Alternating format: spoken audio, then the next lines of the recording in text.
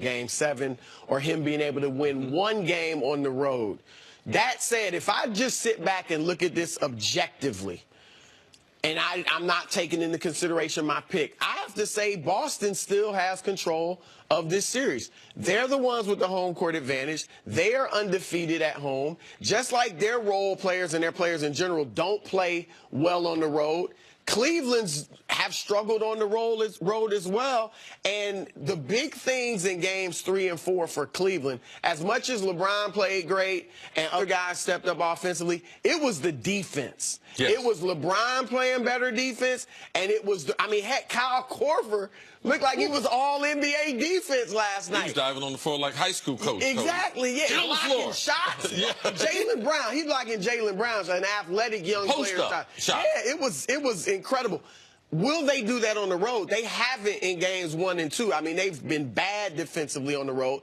And if the role players offensively don't bring it, of course, that means LeBron has to do more offensively, which will probably take away from his energy on the defensive end. Here's the thing about the role players. The role players were better in games 3 and 4. But in games 3 and 4, LeBron still had 0 teammates score 15 points. 0 teammates in either game get to even 15 points. Now, what you had is a handful of teammates contribute 7 here, 9 here, 11 there, 13. which was better than what you got in games 1 and 2.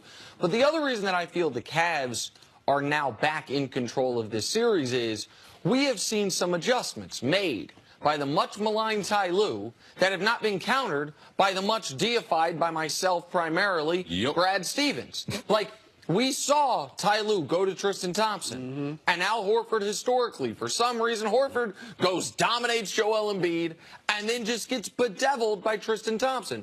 I thought last night they made Terry Rozier almost unplayable. They were hunting him down defensively, and I thought he got frustrated offensively and took some early shot clock threes, made some bad decisions on the offensive end. I don't know what Brad Stevens' counterpunch is going to be because I've seen Ty Lue's counterpunch, and it's been effective, at least as of last night. Also, Larry Nance Jr., the energy that him and Tristan Thompson have brought. Tristan Thompson in the matchup with Al Horford. It speaks to Ty Lue making those adjustments. And you have to realize, as fans, as these series go on, all right, it starts to lean towards the better player. Because now you're talking about a series, LeBron James, forget the role players, versus the Boston Celtics, best 2 out of 3. That I give LeBron the edge to. And I thought that it changed in game number 2, where the Cavs had dominated the first half, even though the Celtics came back and ended up winning that game. I thought the series changed there, even though they left that building down 2-0. They have dominated the next 8 quarters of basketball. I believe they figured out what Boston is going to do. So even with that home court advantage, they played 192 minutes in Cleveland. They've been down 122 of those minutes. Yep. Boston has. Boston, that's hard to overcome. And I just believe the young players, they don't hit that switch going back to game number 5 in Boston. And this is baffling. Why is the case? You can point to their youth, but it's still strange. But we saw this in Milwaukee. They didn't play well on the road, and they lost all 3 on the road. And at home, we're completely different. Kind of saw it in Philly, too. We saw it in Philly.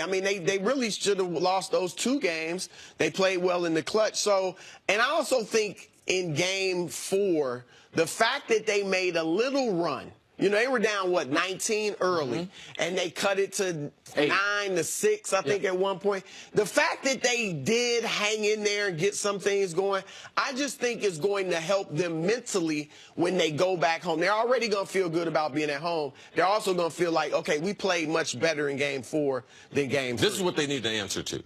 How do they stay out of foul trouble?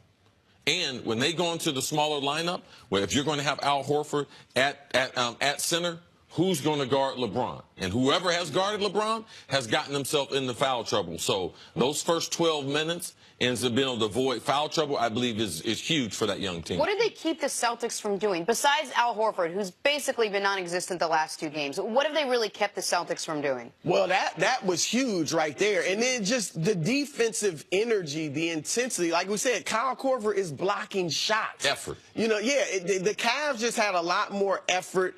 You saw Marcus. And look, Boston, again, baffling. They missed a lot of layups early. They missed dunks. Jaylen Brown misses a wide open dunk. Marcus Smart just loses the ball kind of by himself at one point. Like, some of it, I think the intensity of the Cavs defense got Boston maybe reacting a little faster than they wanted to, and that's why the mistakes came. Your guy, Kobe, has now submarined 2 rookies in this playoff. He does a detail series on Donovan Mitchell. Mitchell all of a sudden tries to go Mamba system. He does it on Jason Tatum. Jason Tatum's all of a sudden going Mamba system. On the cover like, I mean, this is right. This is the so Jason Tatum, in all seriousness, though, was not good in these 2 games. Yeah. Jaylen Brown was terrible in Game 3. LeBron shut him down. Terry Rozier struggled. And I'm going to go back to the coach, though.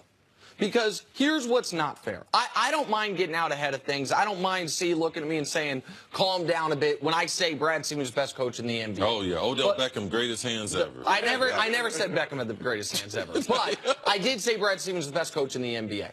What I'm not okay with is when they play great, Stevens gets the credit. And when they play out of control, when they do the things that he gets credit for, out of timeout plays, end of quarter offense, when they butcher those things, for Stevens' hands to be clean on this. Like, in these 2 games in Cleveland, Ty Lue's been better. Ty Lue's made the adjustments. Like, it has to be a 2-way street. But here's why that is, because they don't have. They've got talent, obviously, but that talent is young.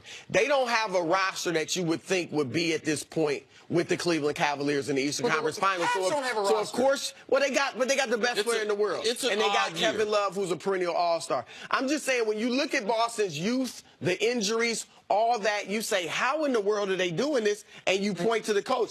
But when they struggle, it looks like, well, this is who they are. The players just aren't as good. Real quick, before we move on, when we do the roster, though, because Kevin Love's been bad in this series, when we do the roster, but he's still, you're right. Sure, but if both teams are combined and we're just picking guys on court, LeBron goes 1. The next 4 picks are Celtics. Kevin Love is the 5th pick? With how he's played this postseason, absolutely.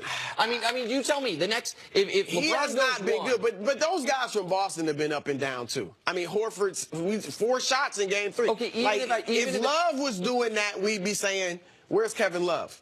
How much weight do you place on momentum as far as looking for the next game, or does this go back to Boston and we see what we saw in Game 1? Yeah.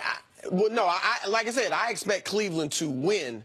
I'm just saying, I think if you step back, if you're Boston, you've got reasons to feel good. That's all I'm saying. Like, they shouldn't, I don't think the momentum's a big deal.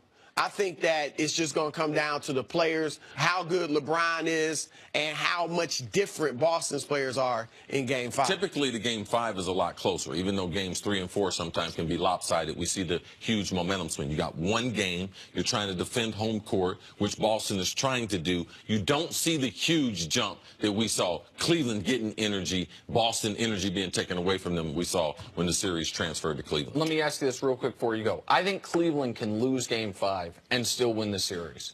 I do not think Boston can lose Game 5. That's not a question. That's a statement. He said it in a way that he wanted to respond. No, I agree with you. I mean, look, a Game 7 in Boston, LeBron has been there, done that in more pressurized situations, because maybe his greatest game ever, right? Game 6, in Boston, down 3-2. That was a better Boston team, and LeBron had not won a championship yet. So you talk about pressure. So I think he'd deliver. Chris, thanks for hanging out with us. Much appreciated. Always fun. Coming up, OBJ has his coaches excited at OTAs. That's Thanks, next. guys. First things first.